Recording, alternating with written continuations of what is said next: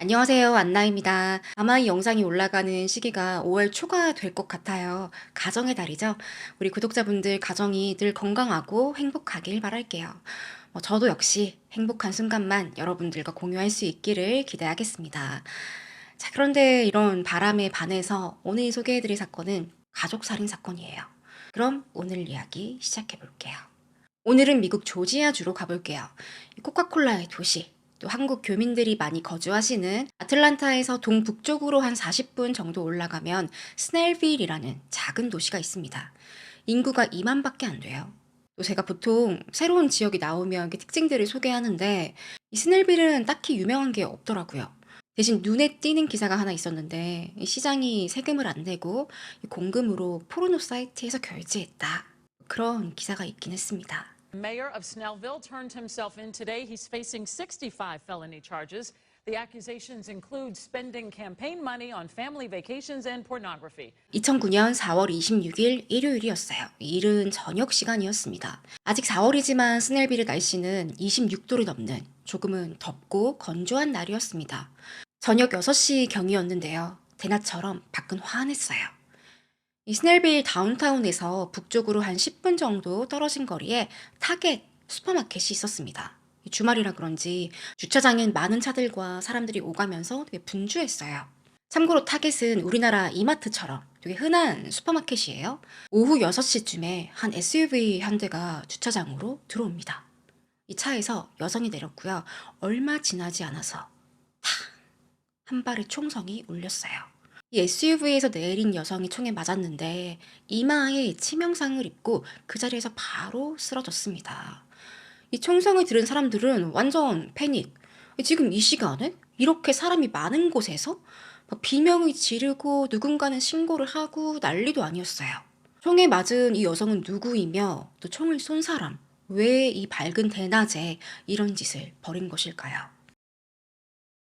얼마 뒤에 경찰이 도착했고요. 현장은 끔찍했어요. 피해자는 머리에 총을 맞고 쓰러져 있는데 즉사한 상태였습니다. 그리고 머리 주변으로 이제 피웅덩이가 커다랗게 만들어져 있었어요.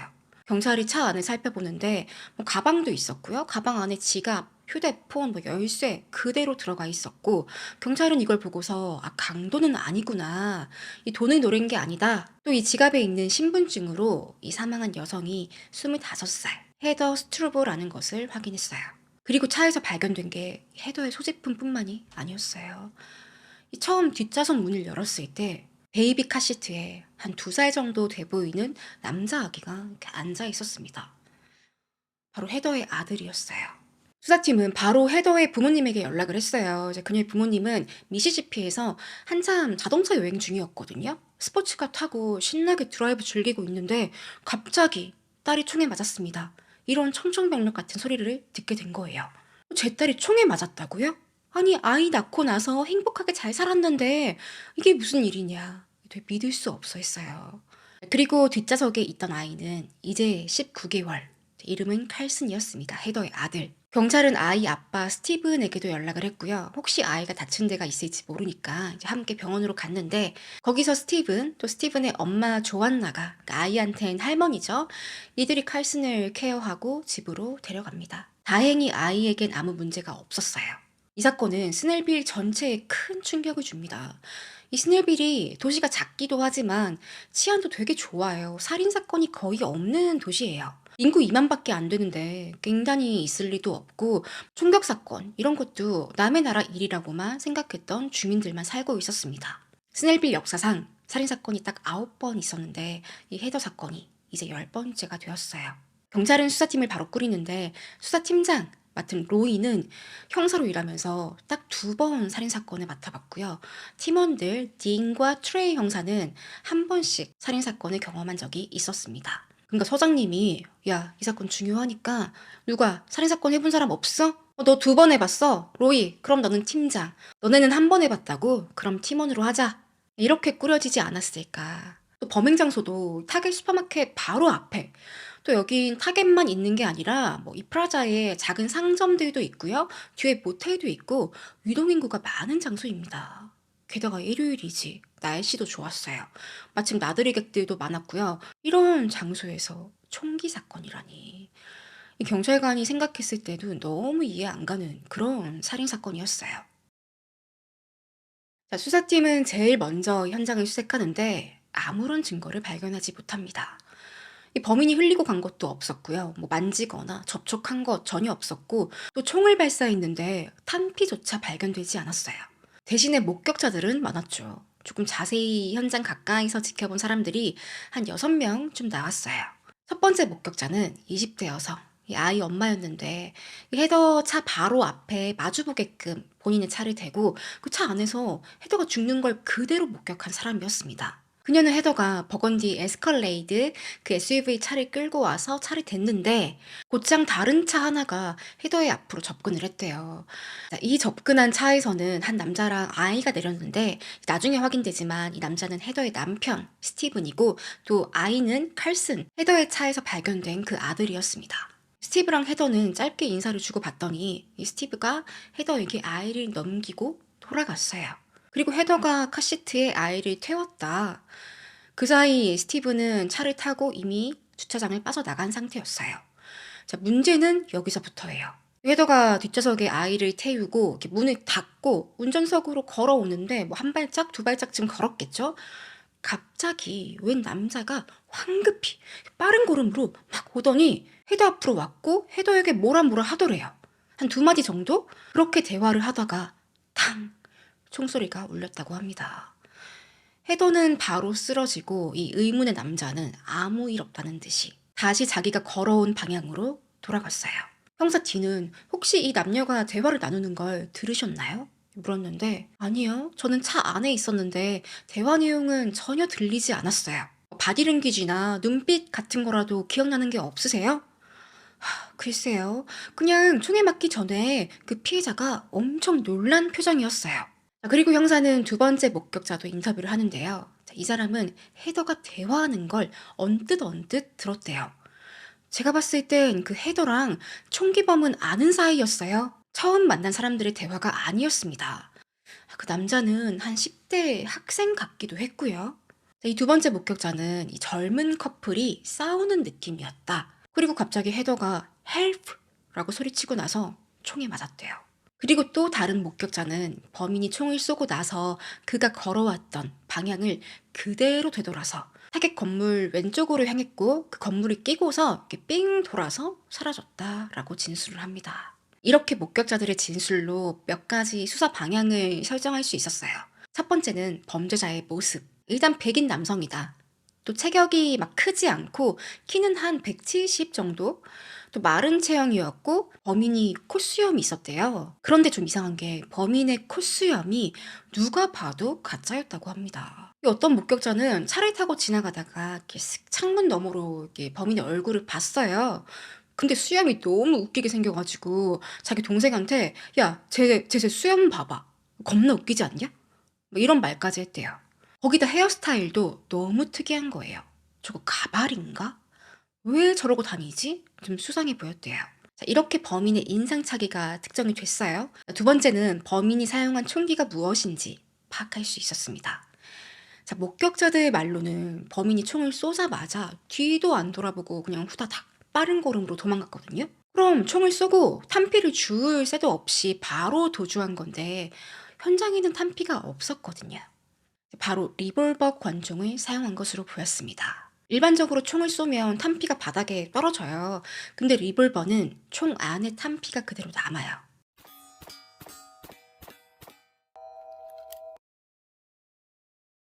범인이 사용한 총기는 리볼버다 결론을 내립니다. 자, 그리고 이 살인은 계획 범죄가 확실했어요. 이 시간에 그 장소에서 헤더가 남편 스티븐을 만난다?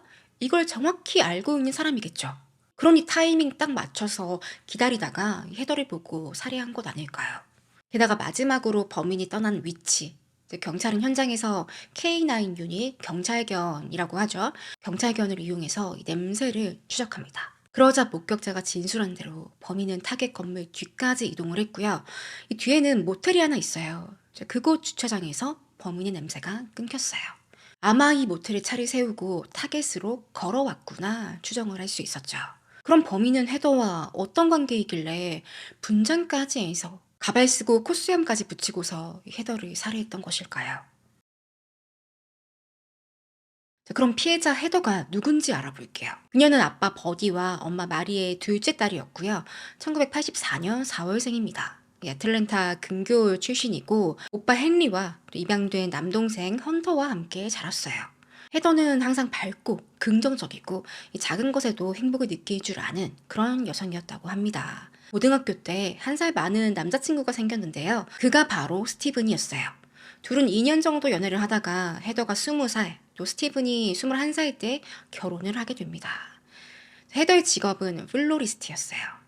헤더의 부모님이 꽃집을 운영하고 있었거든요. 여기서 일손을 좀 돕다가 고등학교 졸업하고 나서는 본격적으로 플로리스트가 됩니다.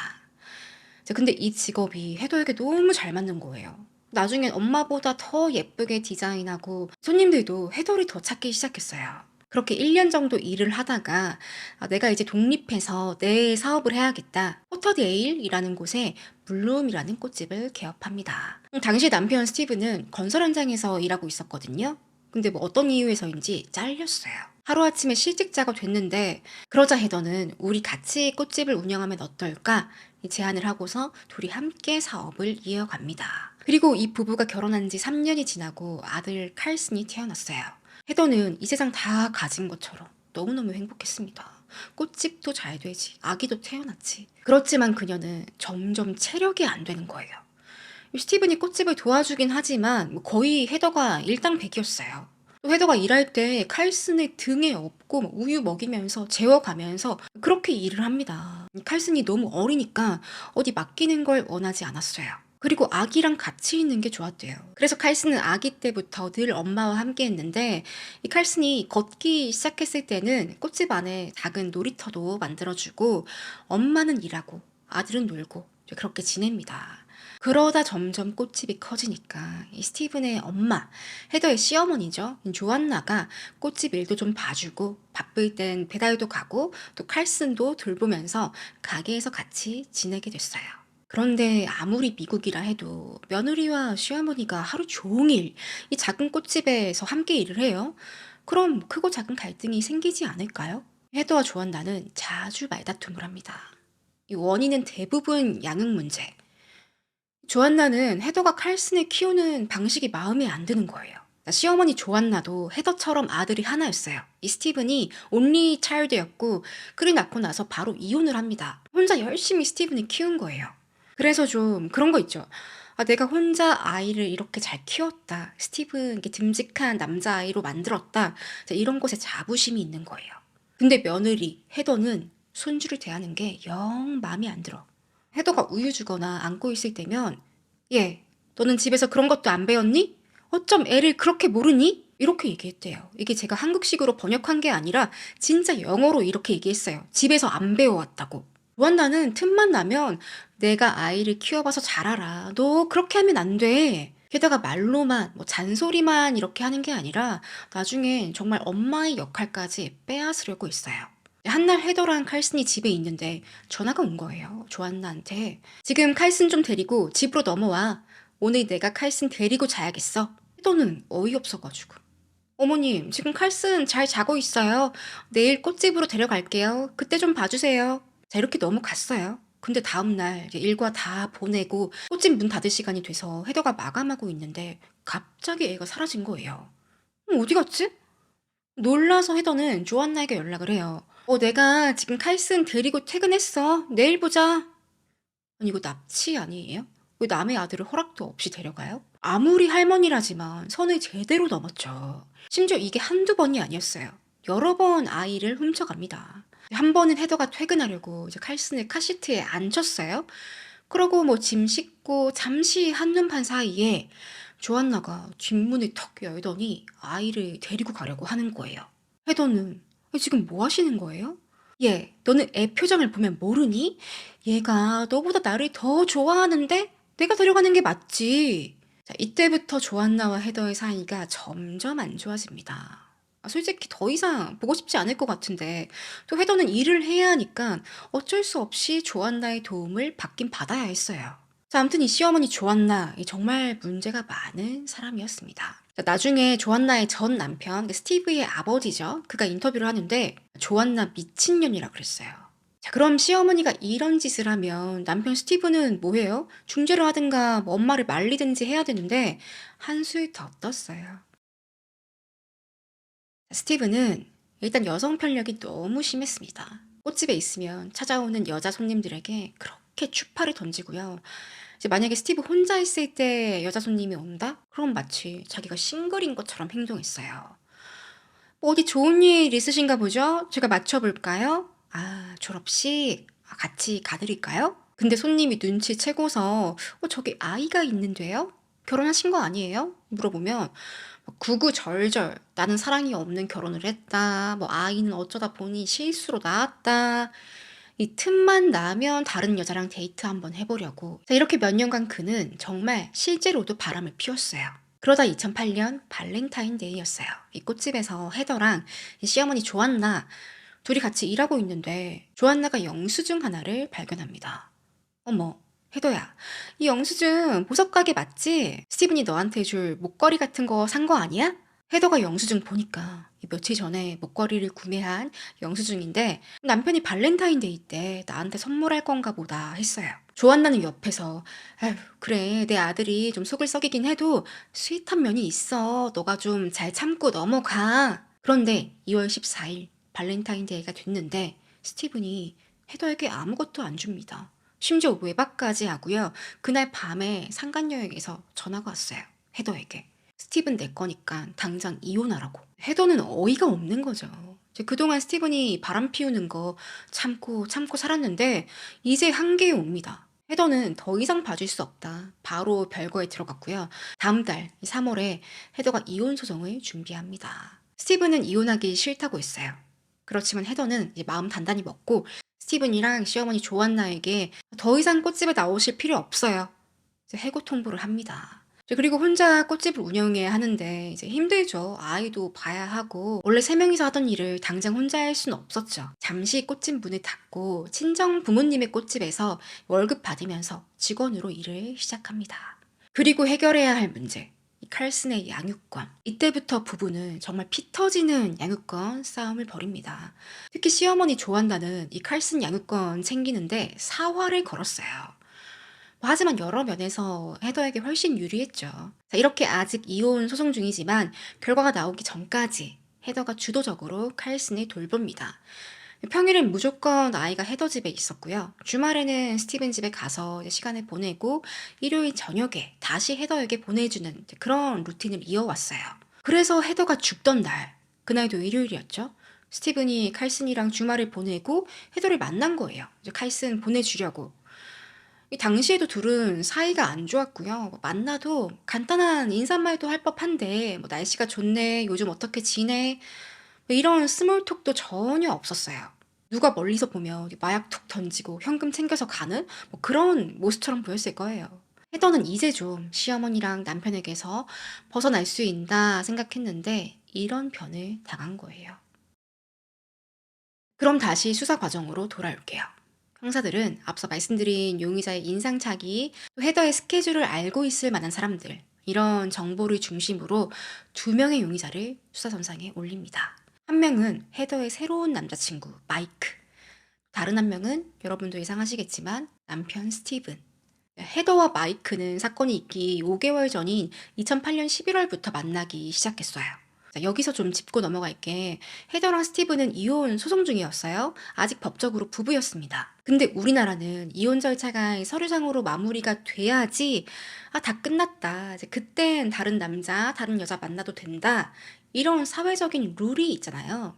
근데 북미에서는 이혼 소송 중이고 뭐 별거 하고 그러면 이미 결혼 관계는 끝났다고 봐요. 또 이혼 소송이 1년에서 뭐 2년까지도 걸리기 때문에 각자 알아서 새로운 연인을 찾습니다. 만약에 이혼 소송 중인데 괜찮은 사람이 생겼어. 상대도 내가 좋대. 근데 나는 법적으로 싱글이 아니기 때문에 만날 수 없습니다. 이러지 않아요. 뭐 이혼 결정하는 날 재판장에서 이렇게 탕탕탕 하고 나서 바로 법원 문을 차고 나가서 자기야, 우리 오늘부터 1일이야. 뭐 이러지 않는다. 다 만나고 심지어 이혼하고 있는 배우자랑 또 새로운 연인 상대랑 인사를 나누기도 하고요. 되게 개방적입니다. 아무튼 헤더에게도 남자친구가 있었어요. 이제 마이크라는 남성이었는데 그는 당연히 헤더가 주말마다 헤더가 매주 일요일에 남편에게서 아들을 데려온다 이 사실을 알고 있었죠. 몇 주 전에는 마이크가 헤더랑 함께 나온 적도 있어요. 칼슨 데리러. 또 둘 사이가 꽤 진지했고요. 같이 집을 사려고 알아보기도 했고 결혼 얘기까지 오갔던 그런 사이라고 합니다. 경찰이 마이크의 모습을 관찰했더니 어쩐지 목격자들의 진술과 비슷한 거예요. 백인 남자였고 수염이 있어요. 자, 목격자들은 가짜 수염이었다, 되게 우스꽝스러웠고 머리에 가발이 썼다 말했는데 혹시 뭐 진짜 수염인데 잘못 본 것 아닐까? 그리고 마이크가 대머리였어요. 가발을 쉽게 쓸 수 있는 사람인데? 경찰은 마이크를 불러서 알리바이를 물었습니다. 그는 사건 당시 일하고 있었다고 말해요. 마이크는 레스토랑 매니저로 일을 했는데 그 위치가 사건 현장에서 한 차로 20분 정도 떨어진 거리였어요. 그의 스케줄 기록이 남아 있어서 이렇게 쭉 확인해 보니 정말 헤더가 사망했을 때 마이크는 레스토랑에 있었습니다. 이렇게 그는 혐의를 벗었어요. 두 번째 용의자는 남편 스티븐. 일단 살해 동기가 있죠. 양육권이랑 불륜. 사실 경찰은 이 용의자 리스트 만들기 전에 헤더의 베스트 프렌드 제니퍼를 한번 만났어요. 제니퍼는 강력하게 스티븐이 용의자라고 주장합니다. 그녀는 헤더의 고등학교 친구였거든요. 스티븐과 또 친구 사이였어요. 그래서 누구보다 이 부부의 사이를 잘 알고 있었는데 헤더의 새로운 남자친구 마이크 또 칼슨이랑 헤더 셋이 이렇게 꽁냥꽁냥 하니까 어이없게 스티븐이 이제 그 모습을 보고 화가 난 거예요. 바람은 지가 먼저 펴놓고 질투는 왜 해요? 이때부터 헤더랑 스티븐이 미친 듯이 양육권 싸움을 했는데 자기 아들이랑 다른 남자랑 헤더가 잘 먹고 잘 사는 걸 보기 싫었던 거지. 어떻게 해서든 내가 칼슨을 데려와야겠다. 거기다 옆에서 엄마 조안나도 그래 칼슨 내가 키워야지. 헤더는 애도 잘 못 보는데 걔 내 손주야. 이런 소리 하니까 스티븐이 더 양육권에 욕심을 냅니다. 실제 양육권 때문에 살인까지 가는 그런 부부 사건 종종 발생하죠. 저도 몇 편 소개해드렸고 사실 형사들도 스티븐을 가장 의심했어요.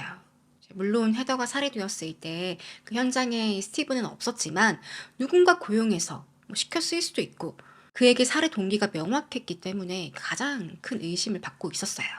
그런데 지금까지 경찰이 목격자 만나고 수사하는 동안에 스티븐은 단 한 번도 경찰과 인터뷰하지 않았습니다. 경찰이 계속 연락했는데 전화를 안 받고요. 어쩌다가 받더라도 바쁘다, 지금 시간이 없다, 이런저런 핑계를 대면서 경찰을 만나주지 않았어요. 그 사이 경찰도 바빴죠. 다른 증거나 목격자를 찾고 있었고 또 섣불리 스티븐을 인터뷰했다가 혹시 망치면 어쩌나 오히려 다른 주변인들과 인터뷰하는데 집중했어요. 그러다 드디어 타이밍이 옵니다. 수사팀은 이제 스티븐이 유력한 용의자다 생각을 하고 소환을 했어요. 근데 여전히 전화를 안 받아요. 왜 그렇게 피했을까? 결국 형사 딘과 트레이가 스티븐 집으로 찾아갔어요. 당시 그는 엄마 조안나 또 새아버지 잭과 함께 살고 있었는데 그 집으로 가서 문을 두드립니다. 쿵쿵쿵. 곧이어 문이 끽 열리는데 이 나온 사람은 새아빠, 스티븐의 새아빠 잭이었어요. 경찰입니다. 집에 스티븐 있나요? 스티븐 집에 없어요. 되게 퉁명스럽게 말해요. 아니 뭐 없으면 없는 거지 왜 화를 내요. 그 순간 집 안에 어떤 남자가 이렇게 휙 지나가는데 형사들이 불렀어요. 저기 그분 저기 당신 스티븐 아니야? 아닌데요. 그럼 누군데요? 저는 스티븐 사촌인데요. 근데 형사들이 당연히 스티븐 얼굴을 확인하고 왔죠. 당신 스티븐 맞잖아. 왜 거짓말해요? 그제서야 그는 쭈뼛쭈뼛 걸어 나오더니 제가 해도 살해된 거 그 일로 지금 너무 화가 났고요. 좀 비통하고 힘듭니다. 지금 대화할 기분이 아니에요. 근데 왜 거짓말한 거예요? 당신 왜 스티븐 아니라고 했어? 그건 형사님들이 빚쟁인 줄 알고 돈 받으러 온 줄 알았죠. 형사들은 직감적으로 스티븐이 이 사건에 관여했다. 직접 총을 쏜 건 아니지만 누굴 시켰거나 뭔가를 알고 있다 추정을 합니다. 하지만 아직 영장이 없었기 때문에 강제로 그를 데려갈 수는 없었어요. 이렇게 수사가 진행되는 동안 결정적인 단서가 들어왔어요. 바로 타겟 주차장에 있던 감시 카메라 영상을 경찰이 확보했어요. 자, 안타깝게도 범인이 총을 쏘는 장면은 담겨 있지 않았습니다. 왜냐하면 이 카메라가 이렇게 징징 하면서 선풍기 회전하는 것처럼 이렇게 좌우로 움직이는 그런 카메라였어요. 마침 헤더가 아니라 다른 곳에 비추고 있을 때 이 총이 탕 발사가 된 거라 그 타이밍이 좀 안 맞았어요. 대신에 뭐가 담겨 있었냐면요. 스티븐이 헤더를 만났죠. 그리고 자기의 차로 돌아가서 운전해서 나가는 모습.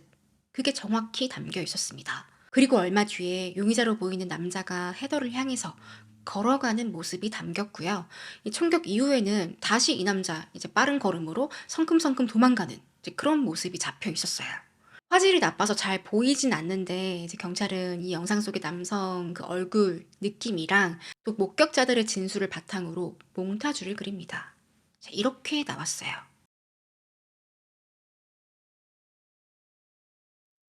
왜 우리나라 몽타주는 되게 무섭고 음침하고 뭔가 보고 있으면 기분 나쁜데 이상하게 미국 몽타주는 컨셉이 다양해요. 크로마티 고교라는 만화책이 있거든요. 거기 나오는 캐릭터 같아요.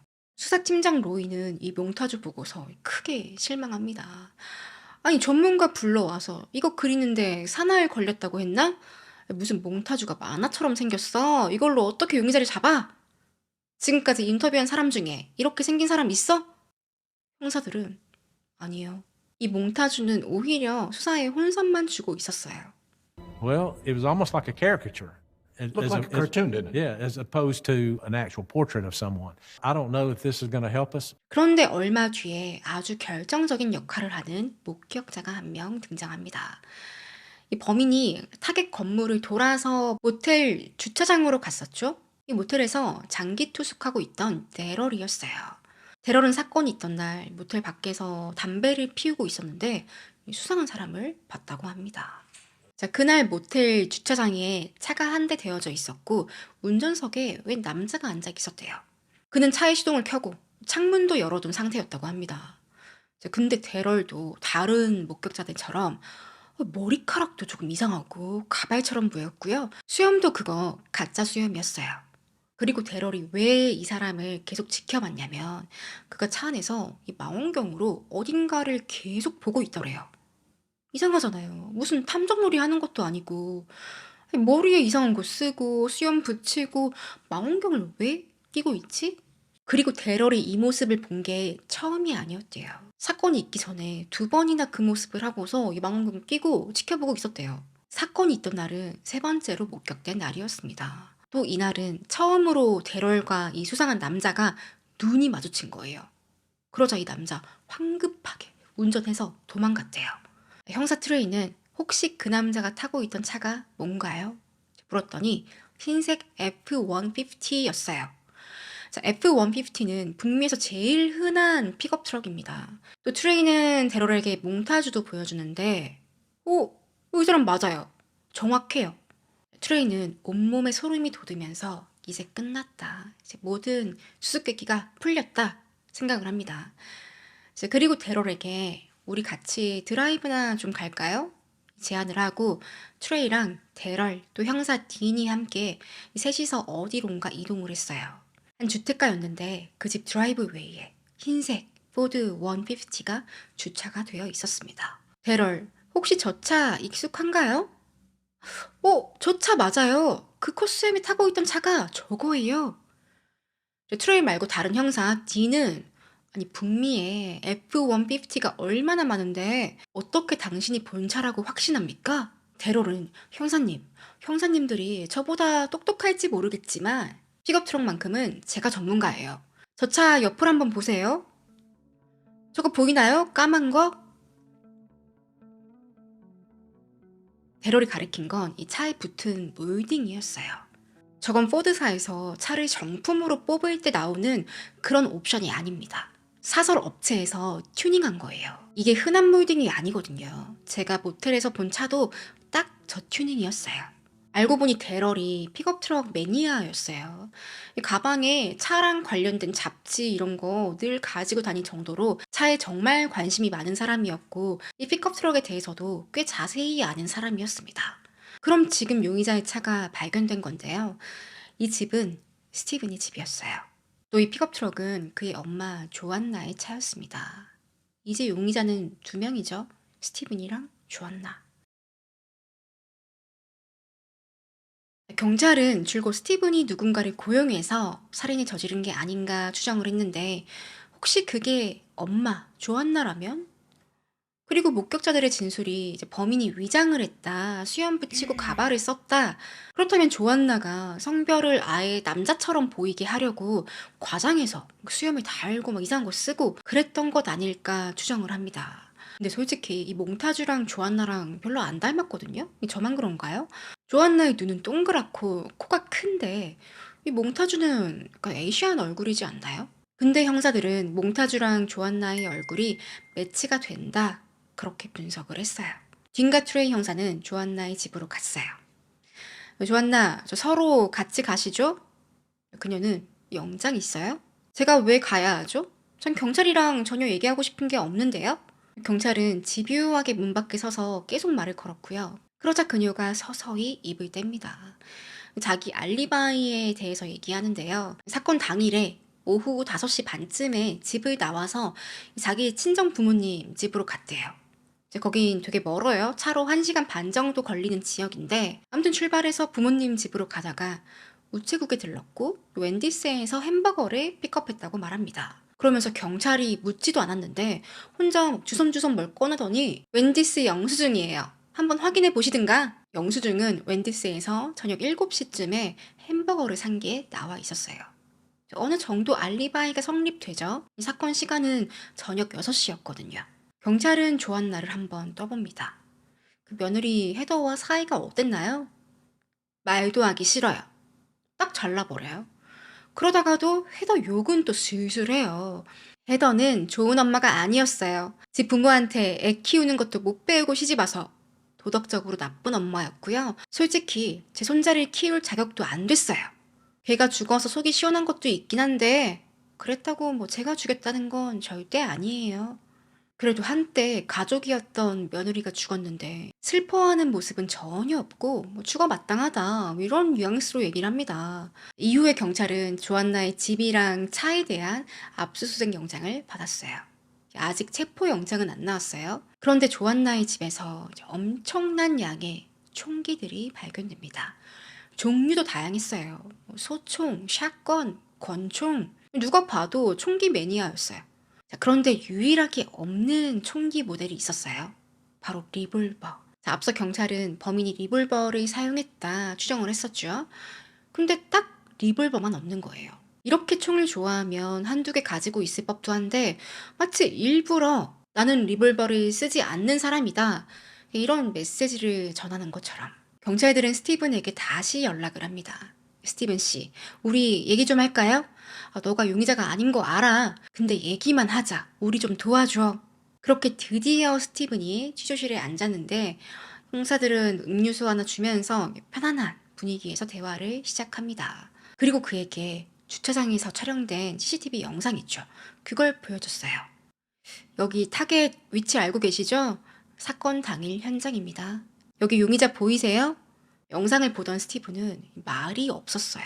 표정은 완전 패닉 상태고 영혼이 빠진 그런 모습이었습니다. 당신 엄마 맞죠?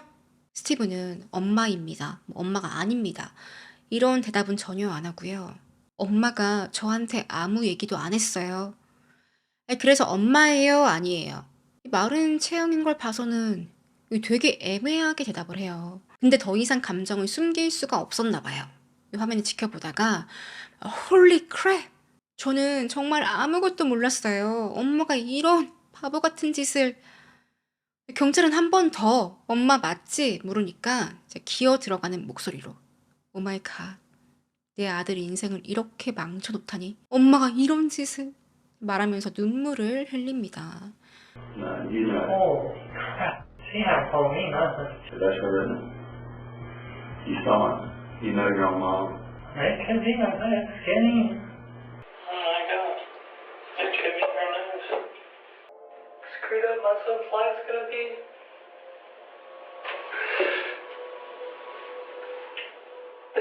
Cause his mom's dead. Then went down as a mom and killed her. 예전에 제가 소개해드린 아몬드바 살인사건도 그랬지만 이 자식이 엄마를 못 알아볼 수 없죠. 그 실루엣만 봐도 뭐 바로 알아채지 않을까요? 형사는 조안나가 이 손자 칼슨의 양육권 때문에 헤더를 살해했다고 결론을 내립니다. 근데 조안나는 자기 손주가 보는 앞에서 이 엄마를 총으로 쏴서 죽인 거예요.